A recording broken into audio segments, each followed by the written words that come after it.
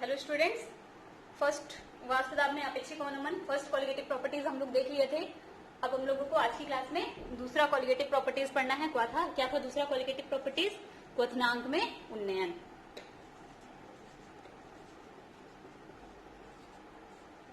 क्वथनांक में उन्नयन, इलेवेशन इन बॉइलिंग पॉइंट।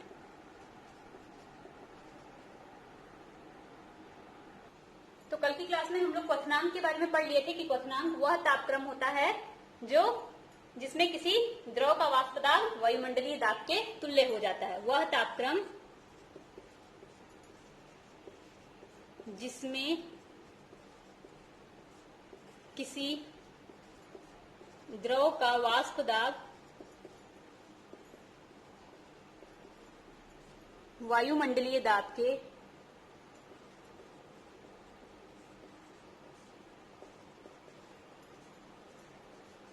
बराबर या तुल्य हो जाता है।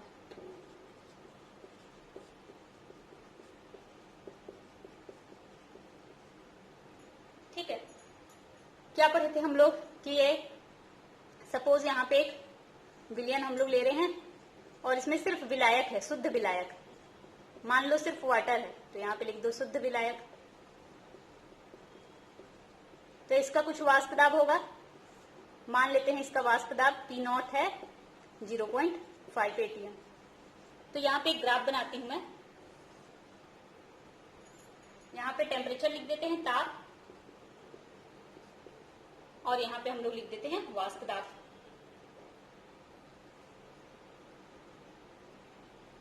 वाष्प दाब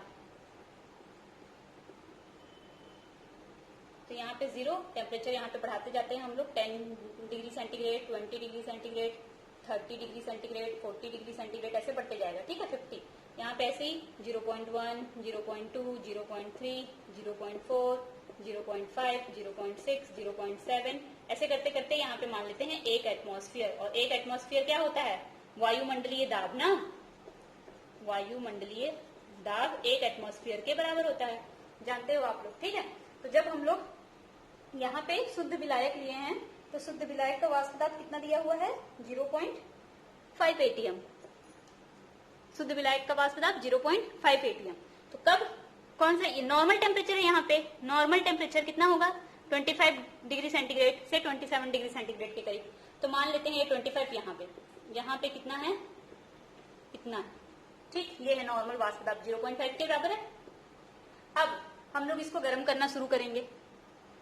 सॉरी, शुद्ध विलायक नहीं, मैं यहाँ पे विलयन ले लेती हूँ। कोई विलयन है मान लेते हैं, और इसका वाष्प दाब इतना है। ठीक है, विलयन मैंने लिया है। अरे सही था, वो शुद्ध विलायक ही ठीक था अभी। अब हम लोग इसमें क्या करते हैं, कुछ विलायक में कोई कण मिला देते हैं, विलयन मिला देते हैं। अब इसको विलयन बनाते हैं।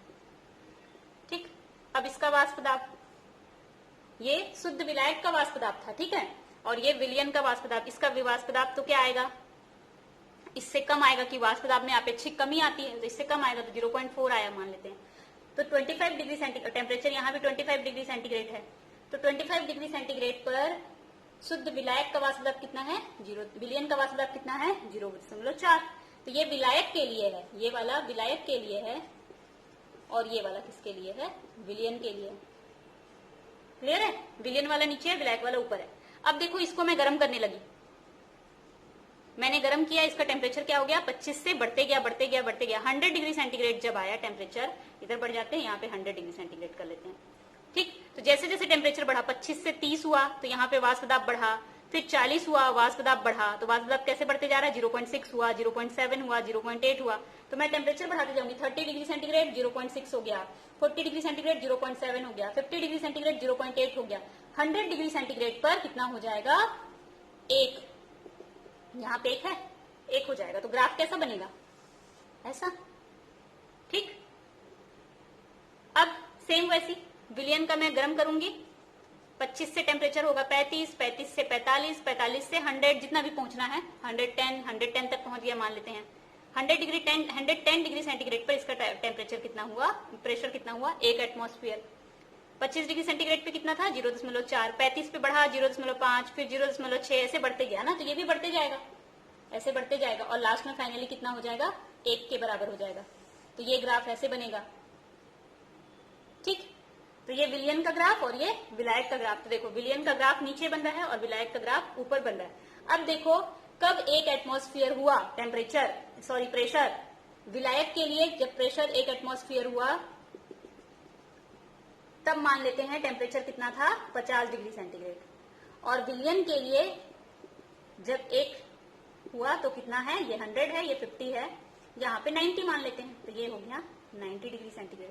ठीक, तो क्या देख रहे हैं हम लोग कि विलायक के लिए वह तापक्रम जिसपे दाब 1 एटमॉस्फेयर के यानी वायुमंडलीय दाब के बराबर हो जाए, वह तापक्रम है 50 विलायक के लिए। तो मैं इसको T नॉट कर दूं, T नॉट बराबर 50 डिग्री सेंटीग्रेड शुद्ध विलायक के लिए। और विलियन के लिए वह तापक्रम जिस पर वेपर प्रेशर वायुमंडलीय दाब के बराबर आ जाए, वह दाब है 90 डिग्री। तो ये विलियन के लिए है, तो इसको मैं TS कर दे रही हूँ 90 डिग्री। तो क्वथनांक क्या हुआ, पहले क्वथनांक कम था, अब क्वथनांक क्या हो गया, बढ़ गया। तो क्वथनांक में क्या आया, उन्नयन। तो हम लोग क्या लिखेंगे, क्वथनांक में, इसको ऐसे हम लोग लिख सकते हैं, इसको सिर्फ मैं क्या कर देती हूँ, बी कर देती हूँ ना, बॉइलिंग पॉइंट है इसलिए बी कर दे रही हूँ। ठीक है, यहाँ पे भी बी, यहाँ पे नॉट लगा है, यहाँ पे नॉट नहीं लगा है, तो क्लियर हो जाएगा कि नॉट वाला शुद्ध विलायक के लिए है और जिसमें नॉट नहीं लगा है वो विलियन के लिए, ये विलियन का है और ये वाला शुद्ध विलायक का। ठीक, तो क्वथनांक में उन्नयन क्या होगा, किसके बराबर हो जाएगा, इतना माइनस इतना, TB minus TB naught. B क्यों लगाए हैं, बॉइलिंग पॉइंट लिखे हैं इसलिए ना, बॉइलिंग टेम्परेचर है ये। अब क्वथनांक में उन्नयन को किससे दर्शाएंगे, डेल टी, क्योंकि तापक्रम में परिवर्तन हो रहा है ना, डेल टीबी बराबर क्या आ गया, टीबी माइनस टीबी नॉट। ठीक, अब देखो जब कुछ प्रयोग किया गया तो ये पाया गया कि डेल टीवी का जो मान होता है वो मोललता के समानुपाती होता है, मोलैलिटी के समानुपाती होता है। प्रयोग से इसको कैसे सिद्ध किया गया है ना कि मोलैलिटी के समानुपाती होता है। तो मोलैलिटी समानुपाती को हटाएंगे, प्रोपोर्शनल साइन को हटाएंगे तो क्या लग जाएगा, कांस्टेंट के बी, के कांस्टेंट लगा दिया मैंने, स्थिरांक लग गया। यहाँ पे क्या है, ये मोलैलिटी, के बी क्या है यहाँ पे, स्थिरांक। इसको क्या कहते हैं, स्थिरांक को मोलल उन्नयन स्थिरांक, क्योंकि मोलैलिटी के लिए लगा है और क्वथनांक में उन्नयन के लिए लगा है, तो मोलल उन्नयन स्थिरांक। इसका जो मान होता है केबी का, उसको ज्ञात करने के लिए एक फॉर्मूला है, टी नॉट स्क्वायर अपॉन, इसको ऐसे भी लिख सकते हो TB not square upon 1000 into del H vaporization. KB क्या है ये तो पता है आप लोगों को, एम क्या है यहाँ पे, एम विलायक का मोलर द्रव्यमान, विलायक का मोलर द्रव्यमान, आणविक द्रव्यमान या मोलर द्रव्यमान ना, ग्राम पर मोल में नापते हैं। ठीक, क्या हो जाएगा, ग्राम पर मोल। और आर क्या है, गैस स्थिरांक, कितना लेते हैं इसका मान, गैस स्थिरांक का मान 8.314 इंटू 8.314 जूल पर केल्विन पर मोल। फिर डेल टीबी नॉट जीरो क्या है, ये तो पता है आपको क्या है, ये शुद्ध विलायक का क्वथनांक, शुद्ध विलायक का क्वथनांक। और क्या है बच गया,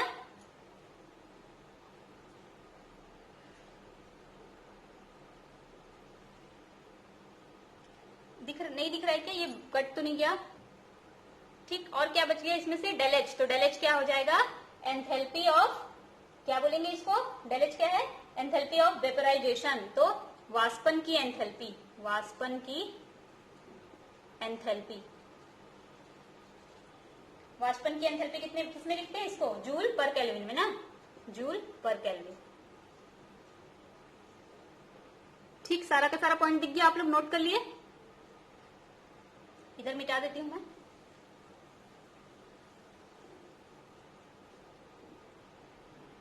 ये पर केल्विन नहीं पर मोल ना, मैं गलत लिख दी, सॉरी। पर मोल, और क्वथनांक का मात्रक क्या होता है? केल्विन। ठीक, तो देखो अगर मैं केबी का मात्रक निकालना चाहूं तो क्या हो जाएगा? केबी बराबर, इसका मात्रक क्या है? एम का, ग्राम पर मोल, तो मैं यहाँ पे लिख देती हूँ ग्राम पर मोल। फिर आर का मात्रक जूल पर केल्विन पर मोल। ठीक, फिर किसका मात्रक? टीवी का मात्रक केल्विन स्क्वायर, ठीक, बटे 1000 को तो वैसे ही छोड़ दो। डेल एच का मात्रक कितना है? डेल एच का मात्रक जूल पर मोल। तो देखो कौन कौन से कैंसिल होगा? पर मोल कैंसिल हो गया, जूल से जूल कैंसिल हो गया। ठीक, बचा क्या? केबी बराबर ग्राम पर मोल, ये है पर केल्विन और के स्क्वायर, मतलब के स्क्वायर, और ये के -1 मतलब बटे के, ऊपर में के -1 है, नीचे आएगा तो के से के कैंसिल, तो बचा क्या? केल्विन। तो ग्राम केल्विन पर मोल, ठीक है, या ऐसे लिख सकती हूँ ग्राम पर मोल केल्विन। ठीक है, और ये किसका मात्रक होता है? ग्राम पर मोल, ये मोललता का मात्रक होता है, मोलैलिटी, और ये टेम्परेचर का मात्रक होता है। तो ये हो जाएगा। एक्चुअली हम लोग इसको ऐसे भी निकाल सकते थे सीधे सीधे, मतलब कुल मिला के आप लोग क्या बोल सकते हो कि केबी का जो मात्रक है मोलल उन्नयन स्थिरांक, इसका मात्रक क्या है? ग्राम पर मोल केल्विन। ठीक, समझ में आया ये? यहाँ इक्वेशन नंबर फर्स्ट इसको कर दो ना। अब इक्वेशन नंबर फर्स्ट से आ जाते हैं, समीकरण 1 से। डेल टीवी बराबर केबी इंटू एम, मोलैलिटी, और मोलैलिटी बराबर क्या होता है? WA इंटू 1000 अपॉन MA कर दो, मोलर मास, इंटू WB, किसमें? ग्राम में होता है ना। इस वैल्यू को यहाँ पुट कर देते हैं तो क्या हो जाएगा? डेल टीवी बराबर KB into WA into 1000 upon MMA, यानी कि विलेय का आणविक द्रव्यमान गुणित विलायक का भार, किसमें? ग्राम में। तो हम लोग क्वथनांक में उन्नयन निकालने के लिए इस फॉर्मूले का यूज कर सकते हैं। क्वथनांक में उन्नयन ज्ञात करने का ये फॉर्मूला है। ठीक, और क्या कर सकते हैं इससे हम लोग ज्ञात? और क्या ज्ञात कर सकते हैं? देखो, अगर हम लोग को विलेय का आणविक द्रव्यमान ज्ञात करना हो तो इसी को मैं यहाँ पे लिखती हूँ MMA, यानी कि विलेय का आणविक द्रव्यमान, विलेय का आणविक द्रव्यमान, या मोलर मास भी बोल सकते हैं ना, मोलर द्रव्यमान, मोलर मास, बराबर KB इंटू WA इंटू 1000, ये वाला इधर चला गया और ये वाला इधर आ जाएगा, into KB into WA into 1000 divided by del TB into WB। और डेल TB क्या है? डेल TB क्या है? इंटू WA, इसको इंटू कर दो, इंटू 1000, डेल TB का वैल्यू ये यहाँ TB माइनस TB नॉट, शुद्ध विलायक का क्वथनांक गुणित माइनस विलियन का क्वथनांक, इसको किसमें लिखना है? ग्राम में नोट कर लेना। हो गया। इस फॉर्मूले की सहायता से विलेय का आणविक द्रव्यमान ज्ञात किया जा सकता है। नोट कर लेना कि इस सूत्र की सहायता से विलेय का आणविक द्रव्यमान ज्ञात किया जा सकता है और इस सूत्र की सहायता से क्वथनांक में उन्नयन ज्ञात किया जा सकता है। तो इससे रिलेटेड क्वेश्चन करके देख लेते हैं हम लोग। पिछले बार जब वाष्प दाब में अपेक्षिक अवनमन पढ़े थे तो भी ऐसे ही पढ़े थे, सेम ना। वाष्प दाब में अपेक्षिक अवनमन भी मोललता के समानुपाती आया था, फिर ये वाला फॉर्मूला निकला था, फिर विलेय का आणविक द्रव्यमान का फॉर्मूला निकाले थे, वाष्प दाब का अपेक्षिक अवनमन सेम फॉर्मूला था ऐसे ही। अब इसमें भी वही वाला निकला है, तो सबसे कुल मिलाकर के मोललता निकलेगा। ठीक, नेक्स्ट हम लोग देखेंगे, इसमें क्वेश्चन बना के देखते हैं। चलो, दोनों फॉर्मूले को मैं रहने दे रही हूँ, ऊपर क्वेश्चन लिखती हूँ। देखो क्वेश्चन है, एक जलीय ग्लूकोज विलयन की मोललता ज्ञात कीजिए यदि उस विलयन का क्वथनांक 1 एटीएम पर 101.27 डिग्री सेंटीग्रेड है। तो विलयन कैसा है? पानी में ग्लूकोज घुला है। इस विलयन का सबसे पहले क्वथनांक क्या है? 1 एटीएम पर 101। 1 एटीएम क्यों लिखा है? मतलब जब इसका वेपर प्रेशर कितना हो गया? 1 एटीएम, और जब वेपर प्रेशर 1 एटीएम हो जाता है तो ताप क्या कहलाता है? बॉइलिंग पॉइंट कहलाता है। वही ताप बॉइलिंग पॉइंट कहलाता है। तो बॉइलिंग पॉइंट कितना है? 101.27 डिग्री सेंटीग्रेड इस विलयन के लिए। क्या लिखेंगे इसको हम लोग? टीबी बराबर 101.27। ठीक, और जल का मोलर उन्नयन स्थिरांक कितना है, यानी कि केबी का वैल्यू दिया हुआ है, मोलर उन्नयन स्थिरांक मतलब केबी 0.52। ठीक, अब फॉर्मूला क्या है हम लोग के पास, क्या ज्ञात करना है, मोललता। तो डेल टीवी समानुपाती मोलैलिटी था, फिर हम लोग इसको क्या लिखे थे, बराबर केबी इंटू मोललता। ठीक, तो मोललता बराबर क्या हो जाएगा, डेल टीवी अपॉन केबी। और डेल टीवी का मतलब क्या था, टीवी माइनस टीवी जीरो, यही था ना, सॉरी उल्टा लिख दी ना, नहीं ठीक तो लिखी थी, टीवी माइनस टीवी जीरो। तो यहाँ पे क्या हो जाएगा, TV minus TV zero divided by KB. तो अब देख लेते हैं कि वैल्यू क्या क्या चीज का दिया हुआ है, किस किस चीज की वैल्यू दी हुई है। तो देखो सबसे पहले टीवी का वैल्यू दिया है कि नहीं, हम लोग चेक करते हैं। टीवी मतलब विलियन का क्वथनांक, विलियन का क्वथनांक दिया हुआ है कितना, 101.2727 डिग्री सेंटीग्रेड। और टीवी नॉट क्या है, शुद्ध विलायक का क्वथनांक, शुद्ध विलायक का क्वथनांक। अब शुद्ध विलायक क्या है, यहाँ पे किसमें घोले हैं, तो ग्लूकोज को घोले हैं किसमें, जलीय विलयन मतलब जल में। तो शुद्ध विलायक का क्वथनांक, शुद्ध विलायक क्या है, जल। और पानी का क्वथनांक क्या होता है, नहीं दिया रहेगा कभी भी, क्योंकि हम लोगों को पता है कि पानी का क्वथनांक 100 डिग्री सेंटीग्रेड होता है, ये आपको पता है, इसलिए दिया नहीं रहेगा इसका वैल्यू, यहाँ क्वेश्चन में भी नहीं दिया। देखो फिर केबी का वैल्यू दिया हुआ है, पानी के लिए मोलर उन्नयन स्थिरांक है 0.52, ये तो फिक्स ही रहता है, यही हमेशा यही दिया ही रहता है पर मोल। बस वैल्यू पुट करो, आंसर आ जाएगा। मोलैलिटी बराबर del TV minus TV naught, TV कितना है 101.27 minus TV naught 100 degree centigrade. अच्छा, अब ये नहीं सोचना कि 101.27 डिग्री सेंटीग्रेड है तो इसको केल्विन में चेंज करना है, कोई जरूरत नहीं, केल्विन में नहीं भी चेंज करोगे तो भी सही आंसर आएगा, क्योंकि देखो 100 माइनस 90 डिग्री सेंटीग्रेड में मिलेगी। या मैं ऐसे लेती हूँ, ले लेती हूँ मैं 0 degree centigrade, 27 degree centigrade minus 1 degree centigrade, तो कितना आएगा 26 डिग्री सेंटीग्रेड। और अगर मैं इसको केल्विन में बदल दूं तो 27 मतलब कितना हो जाएगा 300 kelvin, 300 degree centigrade, 300 kelvin sorry, degree centigrade को केल्विन में बदलने के लिए क्या करते हैं, 273 को जोड़ देते हैं ना। ठीक, तो 300 केल्विन माइनस 1 डिग्री सेंटीग्रेड कितने के बराबर होगा, 274 केल्विन। इसको माइनस करोगे कितना आएगा 26 केल्विन। तो आना सेम है, इसलिए चेंज करने की जरूरत नहीं है डिग्री सेंटीग्रेड को केल्विन में ना। जनरली हम लोग केल्विन में चेंज करके सॉल्व करते हैं, पर यहाँ नहीं भी करोगे तो भी सही आंसर आएगा। केवी कितना है 0.52 डिग्री सेंटीग्रेड किलोग्राम पर मोल। अब इसमें से इसको माइनस करोगे कितना आएगा 1.27 डिग्री सेंटीग्रेड बटे 0.52 डिग्री सेंटीग्रेड किलोग्राम पर मोल, ये कैंसिल हो जाएगा। मोलैलिटी बराबर, सॉरी गलत कैंसिल कर दी, ये कैंसिल हो जाएगा। ठीक, इसको कैलकुलेट कर दो, यहां से क्या हो जाएगा 127/52, इसको कैलकुलेट करोगे आंसर आपका क्या आ जाएगा, पर किलोग्राम, मोल पर किलोग्राम पे आंसर आ जाएगा, मोल पर किलोग्राम। क्योंकि देखो किलोग्राम ऊपर जाएगा, यहाँ पे -1 है तो ये किलोग्राम के पावर में -1 हो जाएगा, और मोल ऊपर जाएगा तो मोल के पावर में कुछ नहीं, इसलिए मोल पर किलोग्राम। ठीक, इसी को मोलैलिटी भी बोलते हैं, मोलर, मोलल भी बोलते हैं इसी को। तो आंसर लिख लेना मोल पर किलोग्राम या मोलल, m बराबर जो भी आपका आंसर आएगा मोलल ऐसे या मोल पर किलोग्राम, जो भी आपको लिखना हो दोनों में से दोनों सही है। तो ये हो गया क्वेश्चन। तो ये दूसरा था कॉलिगेटिव प्रॉपर्टीज। तीसरी कॉलिगेटिव प्रॉपर्टीज हम लोग देखेंगे हिमांक में औनमन।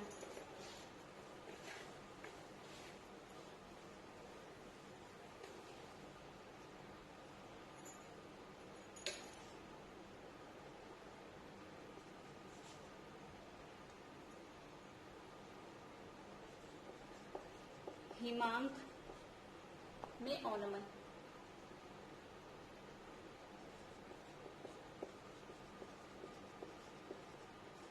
Depression in freezing point.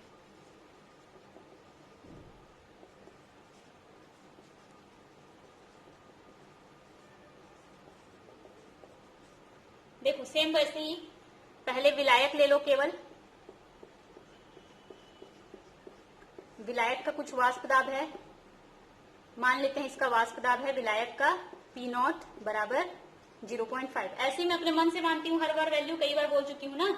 यहाँ पे हम लोग टेम्परेचर ले रहे हैं, ठीक। टेम्परेचर हम लोग कितना लेंगे, बढ़ते क्रम में या घटते क्रम में डिसाइड कर लेते हैं एक बार हम लोग। चलो मैं ऐसे लेती हूँ टेम्परेचर, इधर बना देती ना।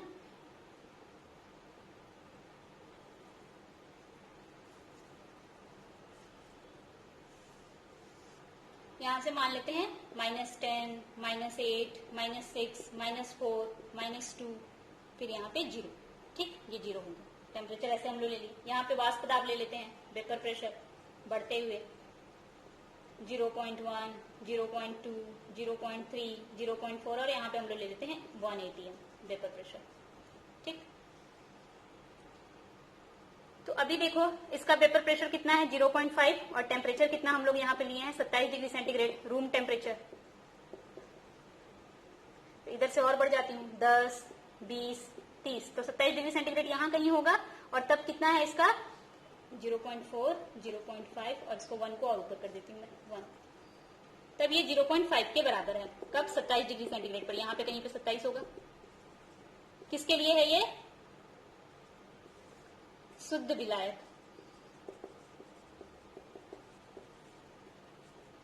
ठीक। अब इसको हम लोग विलयन बना लेते हैं। इसमें कुछ ना कुछ विलय के कण आ जाएंगे। विलय के कण आ जाएंगे तो जो वाष्प दाब यहाँ पे ज्यादा बन रहा था वाष्प दाब कम हो जाता है, वाष्प दाब में कमी आ जाती है। तो जो वाष्प दाब यहाँ 0.5 था अब यहाँ पे क्या हो जाएगा 0.4 मान लो। तो 27 और टेम्परेचर तो अभी भी 27 डिग्री सेंटीग्रेड है क्योंकि हम लोग कैमरे के टेम्परेचर पे ही रखे हैं। तो यहाँ पे 27 डिग्री सेंटीग्रेड में 0.4 है, यानी कि यहाँ पे। तो ये किसका है, विलयन का। तो विलयन का वाष्प दाब शुद्ध विलायक के वाष्प दाब से कम होता है, इसलिए ग्राफ नीचे आएगा ना, पॉइंट नीचे आया है। इतना तो हो गया। अब हम लोग क्या करेंगे, क्वथनांक में उन्नयन के लिए टेम्परेचर बढ़ा रहे थे, अब हम लोग हिमांक में अवनमन करना है तो टेम्परेचर घटाते जाएंगे। तो टेम्परेचर को क्या करते जाएंगे, 27 से 17, 17 से 7, 7 से 1, 1 से 0, 0 से -2, -3 ऐसे बढ़ते कम करते जाएंगे। टेम्परेचर को क्या करते जाना है, कम। और जैसे जैसे टेम्परेचर कम करते जाओगे भाप भी यहाँ पे जो बन रहा है, वाष्प बन रहा है, वो भी कम होते जाएगा। मतलब ये 0.5 से 0.4, 0.3, 0.2, 0.1 ऐसे कम होते जाएगा। ठीक। तो मैं टेम्परेचर कम करते जा रही हूँ। तो मान लो मैंने टेम्परेचर 10 कर दिया, 10 पे आ गया 0.4, फिर मैंने टेम्परेचर को 0 कर दिया और 0 पे आ गया मान लेते हैं 0.2। तो ये ग्राफ ऐसा बन गया। किसके लिए, शुद्ध विलायक के लिए। यहाँ पे देखो, यहाँ पे प्रेशर 0.4 है और टेम्परेचर 27 है। अब टेम्परेचर को हम लोग कम करते जा रहे हैं। 27 से कर दिए 17, 17 से 7, 7 से 1, 1 से 0। तो प्रेशर ये क्या होते जाएगा, कम होते जाएगा। 0.4 से भाप यहाँ पे जो बन रहा है वो टेम्परेचर कम कर दोगे तो भाप की संख्या कम होने लगेगी। तो ये 0.3 यहाँ पे मान लेते हैं। अभी तो 0.4 था, अब 0.3, 0.2, 0.4, 0.35, 0.32, 0.3 ऐसे कम होते जाएगा। ठीक है। तो ये 0.4 था पहले ही, ये देखो। फिर कितना हुआ 0.35, तो 0.35 यहाँ कहीं पे होगा, ये देखो यहाँ पे कहीं पे होगा। फिर 0.32, फिर 0.3, कब पहुंचा 0.3। इसको थोड़ा सुधार के अच्छे से लिख देती हूँ।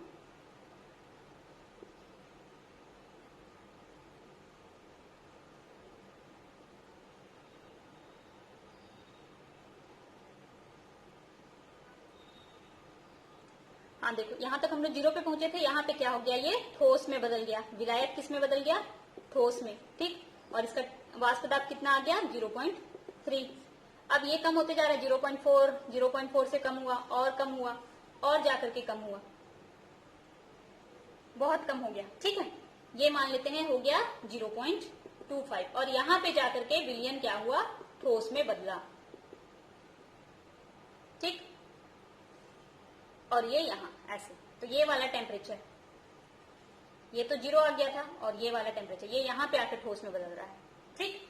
यानी कि ये यहाँ ठोस बन गया था, ये यहाँ ठोस बन गया था, तो ये दोनों आपस में जुड़े हुए हैं ना। मतलब कि ये यहाँ ठोस बन रहा है विलायक और ये यहाँ ठोस बन रहा है। तो इसका वाष्प दाब और इसका वाष्प दाब यहाँ पे जाके मिल रहा है। तो ये वाला टेम्परेचर क्या हो गया, TF। F से दर्शाएंगे यहाँ पे हम लोग फ्रीजिंग पॉइंट को, F। और ये वाला TF नॉट, क्योंकि ये शुद्ध विलायक के लिए। ये देखो ये शुद्ध विलायक के लिए तो TF नॉट और ये विलयन के लिए तो केवल TF। तो TF नॉट का वैल्यू कितना है, यहाँ पे -8 था, यहाँ -6, यहाँ पे -4। TF नॉट का वैल्यू यहाँ पे मान लेते हैं 0 डिग्री सेंटीग्रेड था और TF का वैल्यू कितना है, TF नॉट का वैल्यू यहाँ पे 0 डिग्री सेंटीग्रेड था और TF का वैल्यू कितना है तो -4 डिग्री सेंटीग्रेड। तो ये क्या है, अधिक और ये क्या है, कम। तो हिमांक में क्या हुआ, कमी आई।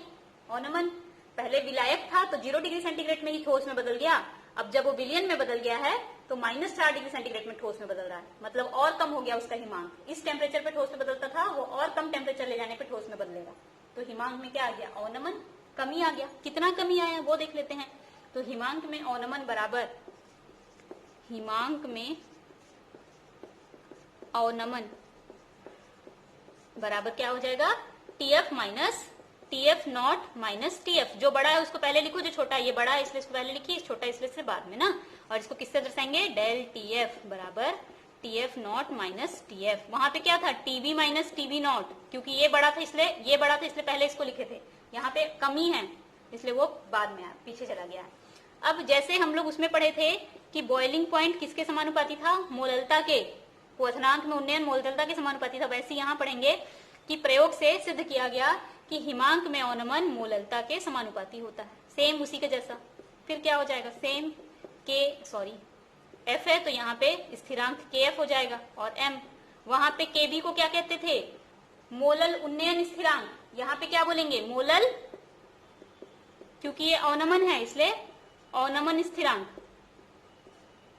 मोलल डिप्रेशन स्थिरांक, डिप्रेशन कांस्टेंट। सेम वैसे ही जैसे वहां मात्रक था क्या, किलोग्राम पर मोल, वही वाला सेम केल्विन पर केल्विन किलोग्राम पर मोल, वही मात्रक हो जाएगा। अब सेम उसी के जैसा सेम टू सेम यहाँ पे भी KF बराबर क्या हो जाएगा, जैसे वहां था MA into R TF not का स्क्वायर बटे 1000 इंटू डेल H, यहाँ पे भी हो जाएगा। वहां पे भी वही था डेल H वेपोराइजेशन, यहाँ पे डेल H क्या हो जाएगा, फ्रीजिंग में जो बदलना है वो, सेम वही जैसे वहां था ना, सब कुछ वैसे ही है। अब हम लोग क्या करेंगे, देखो इस ग्राफ को बनाना जरूर। फिर यहां से आ जाओ, इसको इक्वेशन नंबर फर्स्ट कर दो, समीकरण 1 से, इक्वेशन नंबर फर्स्ट से डेल TF बराबर KF इंटू M, और M बराबर क्या होता है, फिर वही WA इंटू 1000 बटा MA या NMA कर दो इंटू WB, किसमें, ग्राम में। सेम फॉर्मूला, डेल TF बराबर KF into WA into 1000 upon MMA into WB, किसमें, ग्राम में। इससे क्या ज्ञात कर लेंगे, हिमांक में अवनमन, और हिमांक में अवनमन क्या है, TF नॉट माइनस TF। और क्या ज्ञात कर सकते हैं, विलेय का आणविक द्रव्यमान, तो MMA बराबर KF into WA into 1000 upon del TF into WB, gram में। या फिर और कैसे लिख सकते हैं, KF into WA into 1000 upon del TF की जगह पे TF naught minus TF into WB, gram में। तो ये विलेय का आणविक द्रव्यमान ज्ञात करने के लिए और ये क्वथनांक हिमांक में अवनमन ज्ञात करने के लिए, सब सेम है तीनों। वाष्प दाब में अपेक्षिक अवनमन से भी विलेय का आणविक द्रव्यमान का फॉर्मूला निकला था, वाष्प दाब में अपेक्षिक अवनमन का फॉर्मूला निकला था, ऐसे ही था, उसमें भी थोड़ा सा अंतर था। क्वथनांक में उन्नयन में तो सब कुछ सेम ऐसे ही। अब हम लोग हिमांक में अवनमन में भी सब कुछ सेम देख लिए। अब पढ़ेंगे हम लोग नेक्स्ट टॉपिक, परासरण दाब। ठीक, इसको मिटा रही हूं मैं, परासरण दाब। अच्छा, इससे रिलेटेड क्वेश्चन भी एक हम लोग देख सकते हैं, एक क्वेश्चन सॉल्व कर लेते हैं। देखो एक क्वेश्चन है कि 100 ग्राम विद्युत अपघट्य, 100 ग्राम नहीं सॉरी 1 ग्राम लिखा है, ये 1 दशमलव लिखा है ना यहाँ, 1.00 1.00 ग्राम विद्युत अपघट्य 50 ग्राम बेंजीन में घोलने पर, मतलब हम लोग बेंजीन ले लिए हैं और बेंजीन में विद्युत अपघट्य को घोल दिए हैं। ठीक, विद्युत अपघट्य यानी कि ये क्या होगा, विलेय, विद्युत अपघट्य विलेय होगा और बेंजीन क्या होगा, विलायक। तो विलेय का द्रव्यमान कितना लिए हैं, 1 ग्राम, और विलायक का द्रव्यमान कितना लिए हैं, 50 ग्राम। बेंजीन का हिमांक बिंदु 0.40 केल्विन कम हो गया। बेंजीन का पहले कितना होगा, जो भी होगा पहले का जरूरत नहीं है। कम कितना हुआ 40 केल्विन, कमी जो आई है वो 40 केल्विन की, मतलब डेल टीएफ का मान दिया हुआ है, कमी का मान दिया हुआ है कितना 0.4 केल्विन। तो विलेय का आणविक द्रव्यमान ज्ञात कीजिए। विलेय का आणविक द्रव्यमान मतलब MA मोलर मास ऑफ विलेय ज्ञात करना है। और बेंजीन के लिए मोलर ऑनोमन स्थिरांक यानी कि KF का मान दिया हुआ है कितना 5.12 केल्विन किलोग्राम पर मोल। ठीक, सारा वैल्यू पुट कर देते हैं। फॉर्मूला क्या होता है, डेल TF बराबर KF इंटू WA इंटू 1000 बटे MMA इंटू WB। किस में लेना है इसको, ग्राम में। बस इसको इधर ले आओ, बराबर KF इंटू WA इंटू 1000 बटे डेल TF इंटू WB ग्राम। सारा वैल्यू पुट कर देते हैं हम लोग, क्या क्या दिया हुआ है। तो देखो KF का वैल्यू कितना दिया हुआ है 5 अच्छा रुको मैं इधर पुट करती हूँ। मोलर मास ऑफ A बराबर MA लिखूं या MMA लिखूं, जो आपको सही लगे आप लोग वो लिखना। 5.12 केल्विन किलोग्राम पर मोल इंटू WA का वैल्यू कितना दिया हुआ है 1 ग्राम इंटू फिर क्या वैल्यू दिया हुआ है 1000 बटे डेल TF कितना दिया हुआ है 0.40 केल्विन इंटू WB कितना दिया हुआ है 50 ग्राम। इसलिए मैं इसको किलोग्राम को चेंज नहीं की, क्योंकि ग्राम से ग्राम तो यहां कट ही जाना था ना। ठीक, और क्या कट जाएगा 50 से इसको काट दो, ये कितना आएगा 20 फिर क्या बचा, हाँ अब 20 से ये भी कट जाएगा, 21 जा 20, 22 जा 40, 0.2। तो ये हो गया 51.2 बटे 2। मैं सरल कर ली ना, यहाँ केल्विन से केल्विन भी कट गया। ये आंसर क्या आ रहा है किलोग्राम पर मोल में। आणविक द्रव्यमान का मात्रक यही होता भी है ना। अब ये इसको कैंसिल कर दो, कितना आएगा 2 दूनी 4, 2 2 जा 4, 2 5 जा 10, 2 6 जा 12, 25.6 किलोग्राम पर मोल। अब इसको ग्राम में चेंज करेंगे अगर तो ग्राम में चेंज क्या होगा 1 किलोग्राम बराबर 1000 ग्राम। तो यहाँ पे कितना है 25.6 किलोग्राम। तो ये क्या हो जाएगा 25.6 इंटू 1000 ग्राम। एक बार मैं चेक कर लेती हूँ कहीं कुछ पॉइंट वगैरह का मिस्टेक तो नहीं हुआ है। हाँ यहाँ पे गलत हुआ है, देखो ये 0.2 होना चाहिए ना। तो ये क्या हो जाएगा 512/2। ठीक, कैंसिल करेंगे तो ये आएगा 2 2 जा, ठीक, ये यहाँ पे 0.02 आ जाएगा, ये कटेगा तो 2 2 जा 4, 2 5 जा 10, 2 6 जा 256। ये यहाँ पे ग्राम में दिया हुआ है। ठीक, ये ग्राम में एक्चुअली दिया हुआ है क्वेश्चन में। तो ये क्या हो जाएगा ग्राम पर मोल। आंसर आ गया विलेय का आणविक द्रव्यमान 256 ग्राम पर मोल है। क्लियर है ये। ठीक, नेक्स्ट हम लोग देखेंगे परासरण दाब। परासरण, सबसे पहले परासरण समझेंगे तब हम लोग को परासरण दाब समझ में आएगा। तो पहले हम लोग परासरण ऑस्मोसिस बोलते हैं, इसको समझ लेते हैं।